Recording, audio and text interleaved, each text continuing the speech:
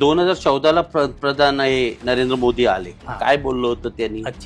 अच्छे दिन लाएगे एक होतं भ्रष्टाचार मुक्त करणार. आता एक गेला 11 वर्ष झाला. काय केलं त्यांनी? ज्या पुढारीवर ईडी, सीबीआय, इन्कम टॅक्सचे केसेस चालू आहे त्या सगळ्या लोकांना त्यांनी भारतीय जनता पार्टीमध्ये सामील करून घेतलं, त्याच्याशी अलायन्स केलं आणि या लोकांना त्यांनी डेप्युटी सीएम आणि मंत्री केलं. हेमंत बिश्व शर्मा म्हणून आज आमचे मुख्यमंत्री काँग्रेसमध्ये होतं.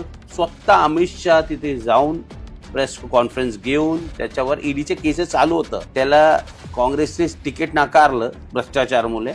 तो गेला बीजेपी में, आता मुख्यमंत्री आहे तिथे. अजित दादा पवार, सुनील तटकरे. तुम्ही बघा ना, फडणवीस स्वतः सांगितलं होतं की काही झाला तर याच्या बरोबर अलायन्स होणार नाही सांगितलं.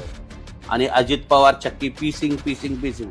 आता काय दोघी तिथे बसून एक सीएम झालेला, एक डेप्युटी सीएम झालेला आहे. सुनील तटकरेच्या कितकं मोठा घोटाळा आहे तो तुम्हाला माहित आहे की सिंचन घोटाळा आहे त्यांच्यावर. जेव्हा अमित शहा मोदीजी महाराष्ट्रात आले, आदर्श चे वार्ता करायच्या. आदर्शच्या मुख्य आरोपी कोण आहे? अशोक चव्हाण. आता अशोक चव्हाण कोणत्या पार्टीत आहे? भारतीय जनता पार्टी. काय केलं तुम्ही? राज्यसभामध्ये पाठवलेलं. अरे जे लोकांच्या विरोध तुम्ही येऊन सांगायचे की हे लोक भ्रष्ट, हे सगळ्यांना तुम्ही वॉशिंग मशीन मध्ये टाकून आता तुम्ही मंत्री केलं, खासदार केलं.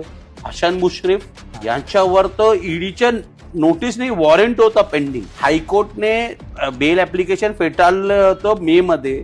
जुलैमध्ये तो मंत्री झालाय हसन मुश्रीफ. छगन भुजबळ 2014ला तुम्ही त्याला जेलात टाकलं होतं ना, महाराष्ट्र सदन स्कॅम मध्ये. आता कुठे आहे तो?